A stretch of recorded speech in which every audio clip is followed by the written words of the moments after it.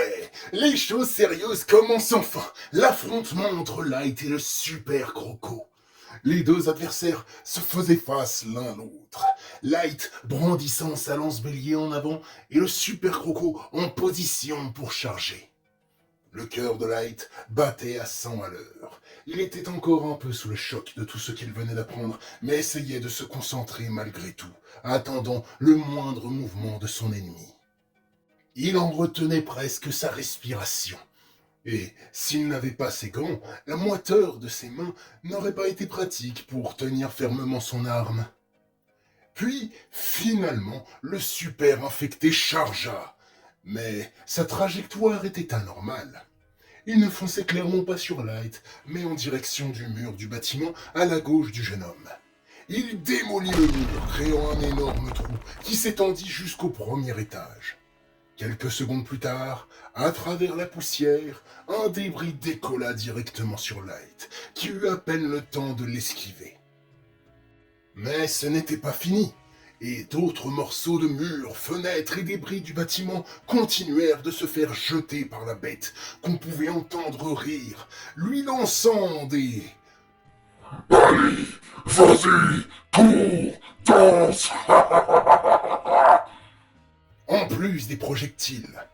Light essayait d'éviter tant bien que mal les débris que la créature lui lançait, attendant qu'elle n'ait plus de munitions, allant même jusqu'à se mettre à couvert derrière une voiture.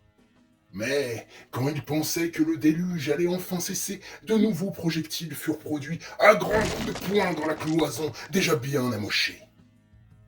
La pluie de béton et de verre qui frappait contre la carrosserie qui protégeait Light ne s'arrêta que quand la chose en eut assez d'attendre que sa proie sorte de sa cachette. Tu vas rester caché encore longtemps? Grogna le super croco. N'ayant pas de réponse, la bête avança d'un pas lourd jusqu'au véhicule, puis il enfonça sa main griffue à l'intérieur et projeta l'objet sur le côté avec force. Light attendait justement ce moment. Dans un affrontement direct, et tant qu'il continuait de se faire canarder, il n'avait aucune chance. Mais là, il empoigna sa lance bélier, l'actionna et tenta une estocade pour empaler le visage de la créature sur la lame. Mais le coup frappa dans le vide. L'infecté s'étant déjà décalé sur le côté et ayant attrapé la tige de la lance d'une main avec un regard méprisant. C'était tellement prévisible. Tu me déçois énormément, papa. Dit le monstre en attrapant Light par le buste avec sa main libre, lâchant l'arme pour attraper le bras de Light avec sa première main. Il le souleva et lui dit « Tu aurais dû accepter ma proposition. Mais ne t'inquiète pas. Les gens des hautes tours et de la base ne tarderont pas à te rejoindre. » Puis, il ouvrit sa mâchoire remplie de dents acérées et la rapprocha du visage de Light.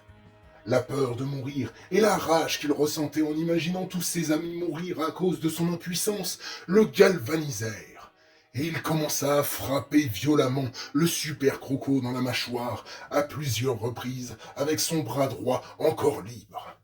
La bête semblait furieuse et surprise de la force du jeune homme, et elle grogna « C'est pas bientôt fini, oui ?»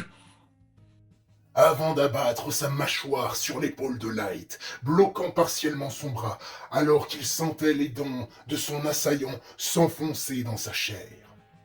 Il voyait déjà son épaule se faire broyer par la puissante mâchoire de la créature.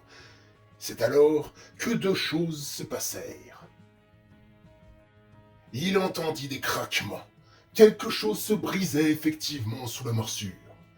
Mais outre les dents qu'il sentait enfoncer partiellement en lui, il ne ressentit pas de douleur supplémentaire malgré les bruits de craquement.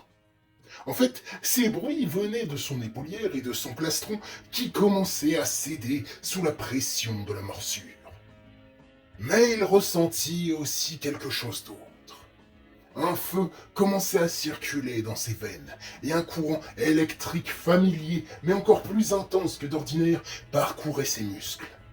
Il se sentait revigoré, Mais il avait aussi quelque chose de plus obscur et bestial qui commençait à émerger.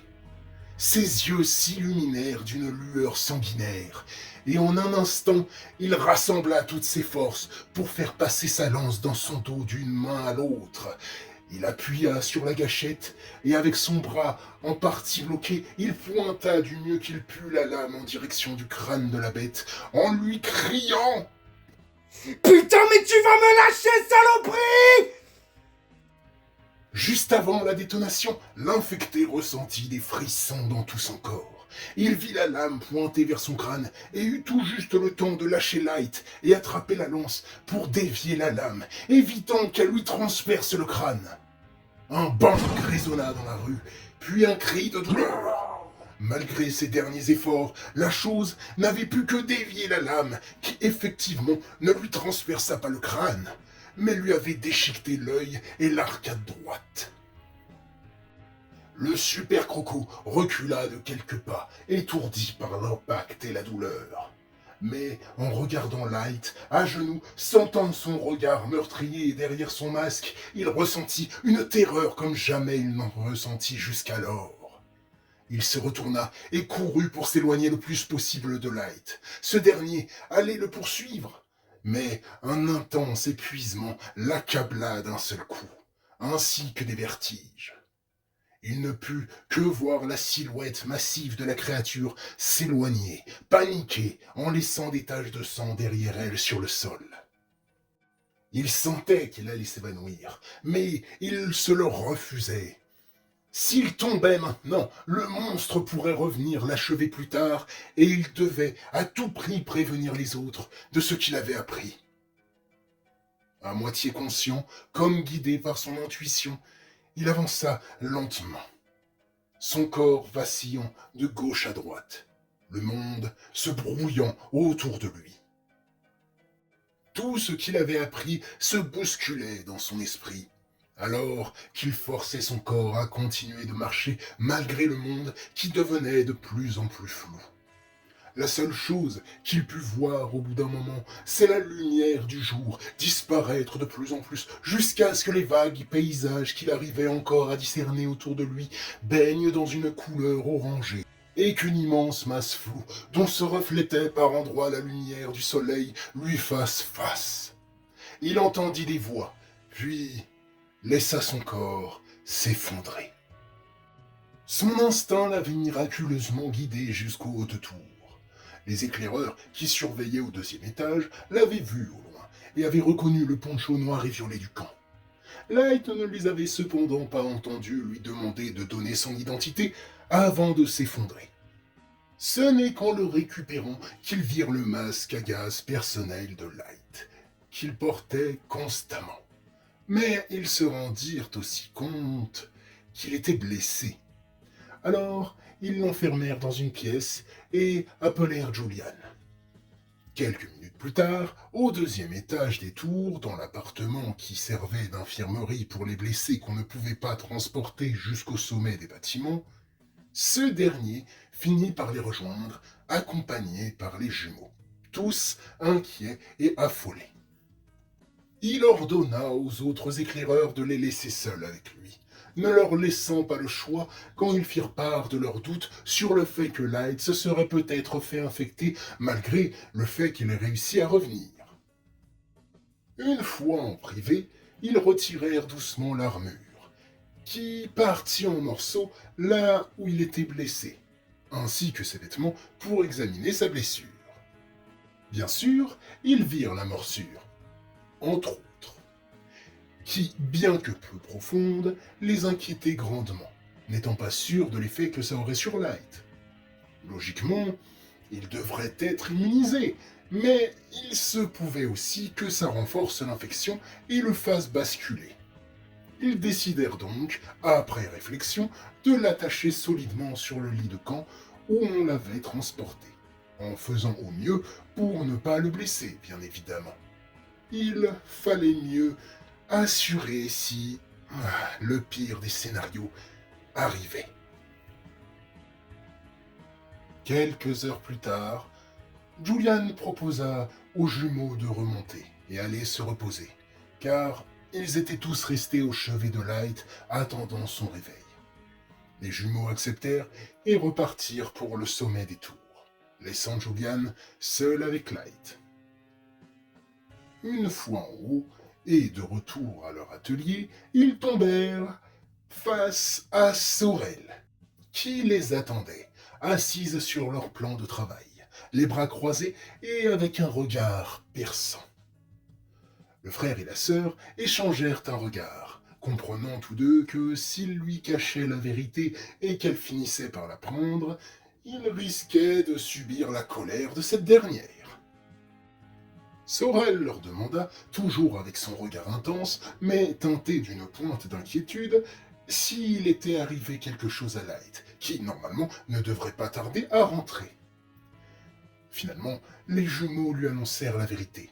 Light était rentré bien plus tôt, mais il avait été blessé, et depuis son retour, il était dans les vapes.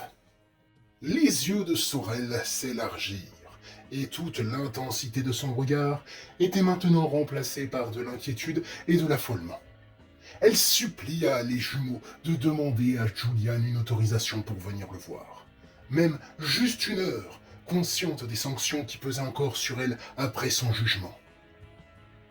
Les jumeaux utilisèrent leur radio pour contacter Julian afin d'informer ce dernier que Sorel les avait percés à jour et qu'elle souhaitait voir Light même pour 1 heure. Sorel rétorqua sur le moment que même 1 demi-heure lui allait. Après environ 1 minute de silence radio, Julian accepta et demanda aux jumeaux de l'accompagner jusqu'à la plateforme pour informer les gardes de sa décision. Ensuite, il s'en occuperait lui-même.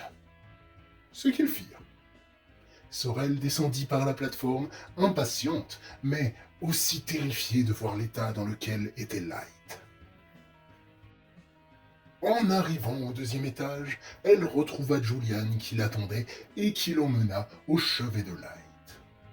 Là, elle le vit, allongé avec des bandages autour de son épaule. Mais elle remarqua aussi qu'il ne lui avait pas retiré son masque. Quand elle demanda pourquoi il le lui avait laissé, alors que ça pourrait l'empêcher de respirer, Julian lui répondit que c'était au cas où quelqu'un entrerait sans prévenir, mais aussi qu'ils avaient remarqué en le déshabillant que ses cheveux s'étaient éclaircis et qu'ils avaient aussi peur de voir son visage. Sorel se rapprocha et en effet, les cheveux d'un noir légèrement grisonnant par endroits étaient devenus gris pâle, presque blanc. Elle se retourna vers Julian, son regard comprenant ce que ça voulait possiblement dire, et Julian lui fit un signe de tête, lui indiquant qu'ils partageaient la même crainte. Elle regarda les bras et le buste dénudé de Light, analysant sa peau pâle aux veines apparentes, regardant si des écailles étaient apparues quelque part. Puis, elle décida de retirer son masque malgré tout, Julian n'ayant pas le temps de réagir. Là, elle retrouva le visage de son ami. Ses cheveux avaient pâli, mais son visage n'avait pas changé. Il semblait juste dormir malgré ses sourcils légèrement froncés par une inquiétude visible. Ce visage ne ressemblait absolument pas à celui d'un monstre pour Sorel, qui lui caressa la joue, les larmes aux yeux. Julian, ne sachant que faire, mi-touché, mi-embarrassé par la scène. Sorel proposa à Julian d'aller se reposer un peu, qu'elle le surveillerait en attendant. Il hésita un peu, lui demandant ce qu'elle ferait s'il se réveillait et qu'il avait basculé. Elle regarda Light avec un regard triste, puis redirigea ses yeux sur Julian, cette fois déterminée, lui disant, avec un pincement au cœur, « Je ferai ce qu'il y aura à faire. » Julian hésita encore quelques secondes. Puis, il soupira et accepta, sentant l'épuisement le gagner enfin après toutes ces heures à surveiller Light. Il lui dit qu'il allait se reposer dans une salle à l'étage, et qu'au moindre problème, il la courrait. Une fois que Julian eut quitté la pièce, Sorel s'assit à côté du lit de Light, et le regarda. T'as pas fini de me faire mourir d'inquiétude, espèce d'idiot. T'as intérêt à te réveiller et à être toujours toi. Sinon, je te mettrai une raclée qui va te réveiller, tu vas voir. Dit-elle, la voix tremblotante, peinant à contenir ses larmes, en lui prenant la main. Le silence s'installa dans la pièce, et elle attendit patiemment que Light ouvre les yeux, appréhendant de savoir s'il basculerait ou pas, la lance bélier de Julian posée contre le mur non loin d'elle.